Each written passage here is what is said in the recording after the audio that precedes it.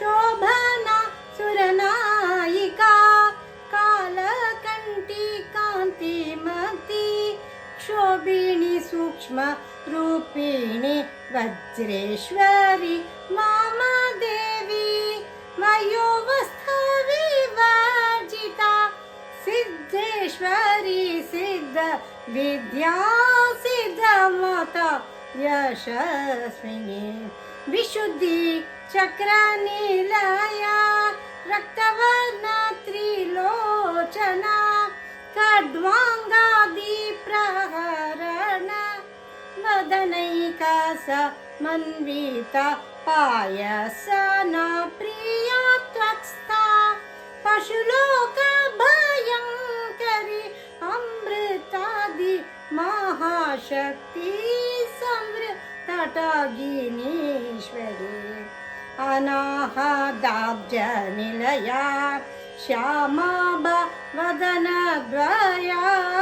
दंशोज्ज्वला अक्षमालादिधरा सुधीर संस्थिता कालरात्र्यादिशक्त्यौगा वृता स्निग्धौदन प्रिया महावीरेन्द्र वरदा राकिण्यम्बा स्वरूपिणी मणिपुराब्ज निलया वदनत्रय संयुता वज्रादिकायुधोपेता डामर्यादिभिरावृता रक्तवर्ण मांसनिष्ठा गूढान्न प्रीत मानसा समस्त भक्त सुखदा लाकिन्यम्बा स्वरूपिणी स्वादिष्टानाम्बुजगता चतुर्वक्त्र मनोहर शूलाद्यायुध संपन्ना पीतवर्णाति गर्विता मेधोनिष्ठा मधुप्रीता बन्दिन्यादि समन्विता दद्यन्नासक्त हृदया काकिनी रूपधारिणे मूलाधाराम्बुजारूढा पंचवक्त्रास्ति संस्थिता अंकुशादि प्रहरणा वरदादिनिषेविता मुग्धौदना सक्तचित्ता साकिन्यम्बा स्वरूपिणी आज्ञाचक्रब्ज निलया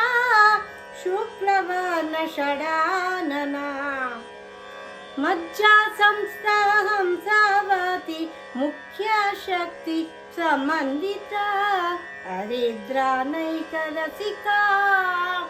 हाकिनी रूपधारिणी सहस्रदला पद्मस्था सर्ववर्णोपशोभिता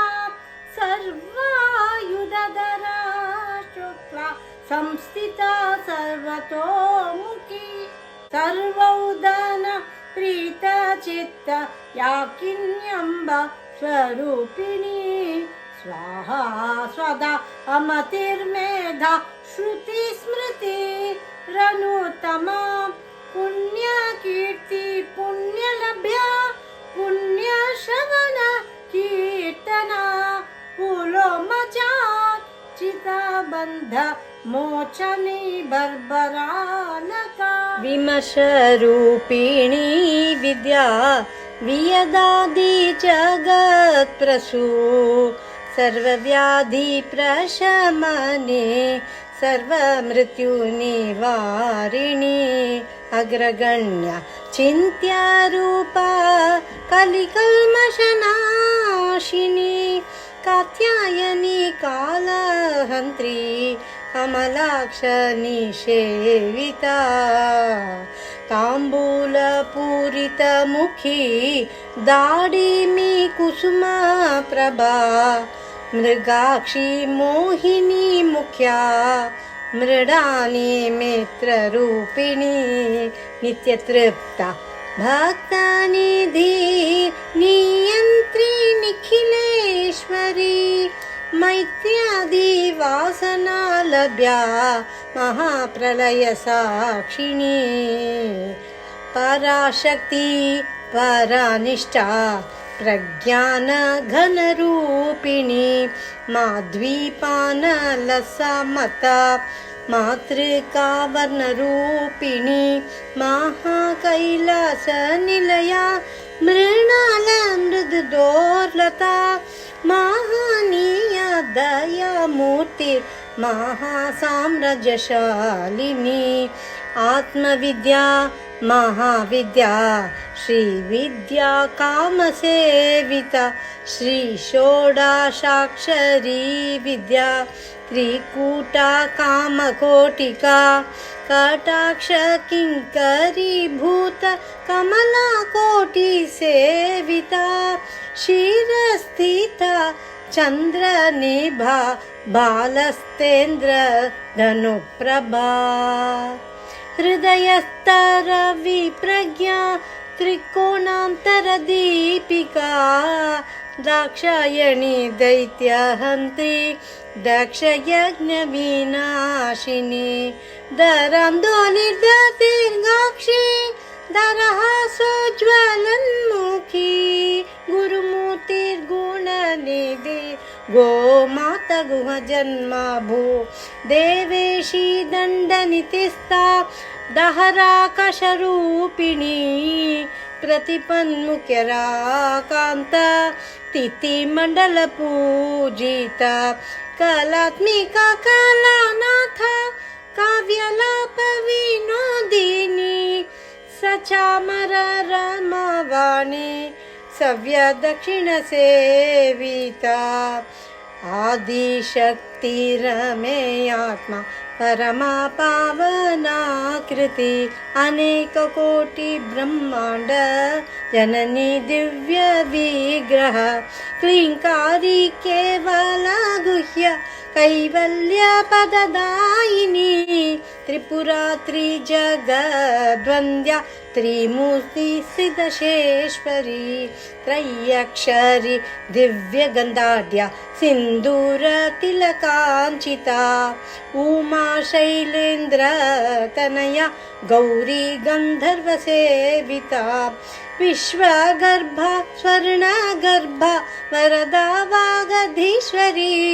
ध्यानगम्या अपरिच्छेद्या ज्ञानदा ज्ञानविग्रहा सर्ववेदान्त संवेद्या सत्यानन्द स्वरूपिणी लोपामुद्राचितलीला क्लुप्त ब्रह्माण्ड मण्डला अदृश्य दृश्य रहित विज्ञात्री वेद्यवर्जिता योगिनी योगदा योग्य योगानन्दा युगन्धरा इच्छाशक्ति ज्ञानशक्ति क्रियाशक्ति स्वरूपिणी सर्वाधारा सुप्रतिष्ठ सदसद्रूपधारिणी अष्टमूर्ति राजा जैत्री लोकयात्रा विधायिनी एकाकिनी भूमरूप निर्द्वैता द्वैतवर्जिता अन्नदा वसुधा वृद्धा ब्रह्मात्मैक्य स्वरूपिणी बृहती ब्राह्मणी ब्राह्मी ब्रह्मानन्दा बलिप्रिया भाषारूप बृहत्सेना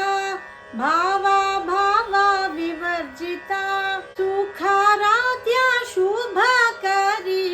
शोभना सुलभागते राजराजेश्वरी राज्यदायिनी राज्य वल्लभा राजकृपा राजपीठ निवेशित निजाश्रिता राज्यलक्ष्मी कोशनाथ चतुरंगा बलेश्वरी साम्राज्यदायिनी सत्या संधा सागर में कला दीक्षिता दैत्य शमने सर्वलोक वशंकरी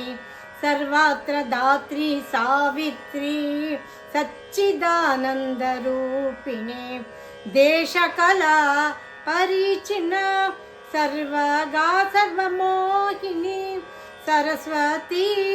शास्त्रमयी गुहाम्बा गुह्यरूपिणी सर्वोपादेर्विनिर्मुक्ता सदाशिवा पतिव्रता सम्प्रदायेश्वरी साध्वी गुरुमण्डलरूपिणे कुलोत्तीर्णा भगरद्या माया मधुमतीमही गणाम्बा गुह्यकाराध्या कोमलांगी गुरुप्रिया स्वतन्त्रा सर्वतन्त्रेशी दक्षिणामूर्तिरूपिणे सनकादि समाराध्या शिवज्ञानप्रदायिने चित्कलानन्द कलिका प्रेमरूप प्रियङ्करी नामपरायण प्रीता नन्दिविद्या नटेश्वरी मिथ्या जगदधिष्ठाना मुक्तिदा मुक्तिरूपिणी लास्यप्रिया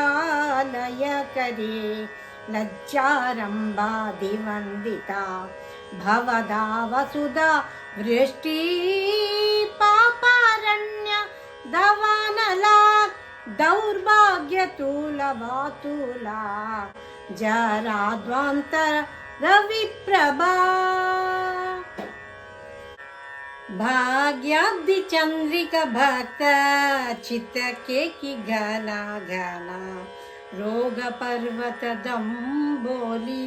मृत्युदारु कुठारिका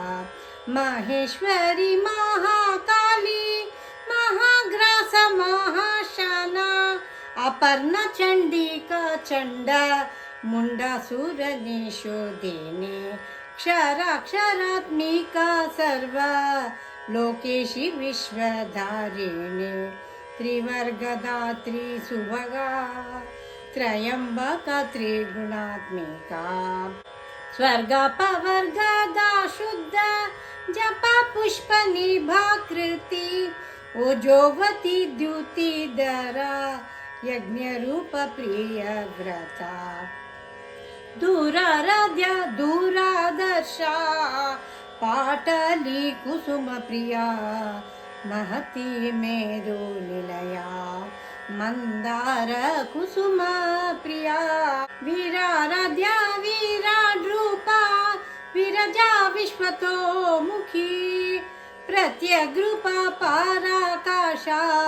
प्राणदा प्राणरूपिणी मार्तांड भैरवाराध्या मंत्रिणी न्यस्तराज्यदो त्रिपुरेशी जयसेना निस्त्रैगुण्या परा परा सत्यज्ञानानन्द रूपा सामरस्य परायणा कपर्दिनी कलामाला कामदुःखामरूपिणी कलानिधि काव्यकाल रसज्ञान रससेवदे पुष्टा पुरातना पूज्या पुष्करा पुष्करे क्षणा परञ्ज्योति परन्धाम परमाणु परात्परा पाशहस्त्र पाशहन्त्री परमन्त्र विभेदिनी मूता मूता नित्य तृप्ता मुनिमानस हंसिका सत्यव्रता सत्यरूपा सर्वान्तर्यामिणी सती ब्रह्माणि ब्रह्मजननी बहुरूपा भूदार्चिता प्रसवित्री प्रचण्डाज्ञा प्रतिष्ठा प्रकटाकृते प्राणेश्वरी प्राणदात्री पंचाशत्पीठरूपिणी विशृङ्खला विविक्तस्था वीरमाता वियत्प्रसू मुकुन्दा मुक्तिनिलया मूलविग्रहरूपिणी भावज्ञा भवरोगग्नि भवचक्रप्रवर्तिनि छन्दसारा शास्त्रसारा मन्त्रसारा तलोदरी उदारकीर्तिरुद्दामा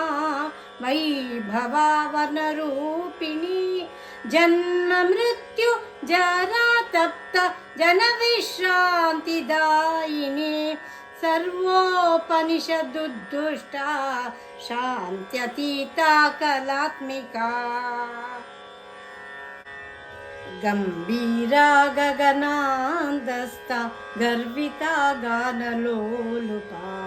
कल्पनरहिता काष्ठा कान्ता कान्तार्धविग्रह कार्यकारण निर्मुक्ता कामाकेलितरङ्गिता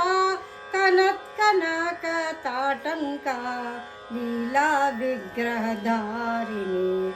अजाक्षय विनिर्मुक्ता मुक्ता क्षिप्रप्रसादिनी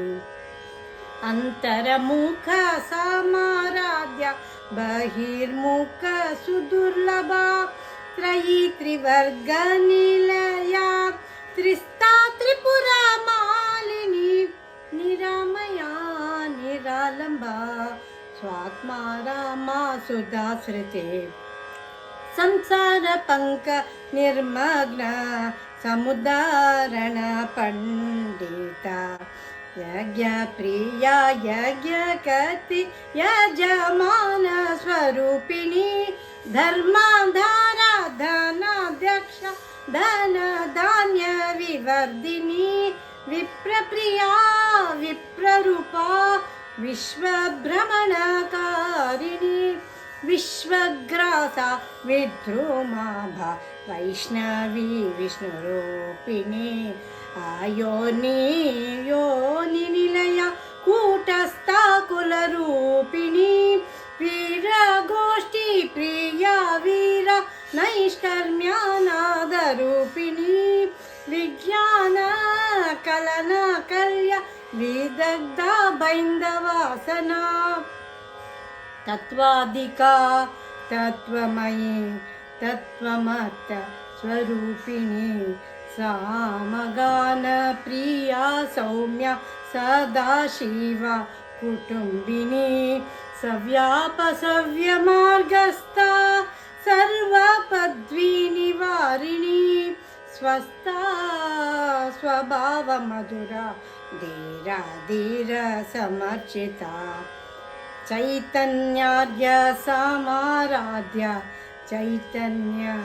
कुसुमप्रिया सदोदिता सदा तुष्टा तरुणादित्य पाटला दक्षिणा दक्षिणाराध्या दरस्मेर मुखाम्बुजा कौलिनी केवला नद्य कैवल्य पददायिनी स्तोत्र प्रिया स्तुतिमती श्रुति संस्तुत वैभवा मनस्विनी मानवती महेशी मंगलाकृति विश्वमाता जगदात्री विशालाक्षी विरागिणी प्रगल्भा परमोदारा परमोदा मनोमयी व्योमकेशी विमानता वज्रिणी वामकेश्वरी पंचयज्ञप्रिया पंचप्रेता पंचाधीशायिनी पंचमी पंचभूतेशी पंचसंख्योपचारिणी शाश्वती शाश्वतेश्वर्या शर्मदा शंभुमोहिनी धराधर सुता धन्या धर्मिणी धर्मवर्धिनी लोकातीता गुणातीता सर्वातीता क्षमात्मिका बंधुका कुसुम प्रज्ञा बाला लीला विनोदिनी सुमंगली सुखकरी सुवेशाढ्या सुवासिनी सुवासिन्यर्चन प्रीता शोभना शुद्धमानसा बिन्दुतर्पण सन्तुष्टा पूर्वजा त्रिपुराम्बिका दशमुद्रा समाराध्या त्रिपुरा शिवशङ्करी ज्ञानमुद्रा ज्ञानगम्या ज्ञानज्ञेय स्वरूपिणी योनिमुद्रा त्रिकण्डेशी त्रिगुणाम्बा त्रिकोणगा अनगाद्भुतचरित्र वाञ्छितार्थप्रदायिनी अभ्यासातिशयज्ञाता षड्वातीतरूपिणी अव्याजकरुणामूर्ति अज्ञानध्वन्तदीपिका आबालगोपविदित सर्वानुलङ्घ्य शासना श्रीचक्रराजनिलय श्रीमत्त्रिपुरसुन्दरी श्रीचक्रराजनिलय श्रीमत्त्रिपुरसुन्दरी श्रीचक्रराजनिलय श्रीमत्त्रिपुरसुन्दरी श्रीशिवा शिवशक्त्यैक्य रूपिणी ललिताम्बिका एवं श्रीललिता देव्या नाम्नां सहस्रकं जगु इति श्री ब्रह्माण्डपुराणे उत्तरखण्डे श्री हयग्रीवागस्त्य संवादे श्री ललिता सहस्रनाम स्तोत्र कथनं नाम द्वितीयोऽध्यायः सम्पूर्णम्।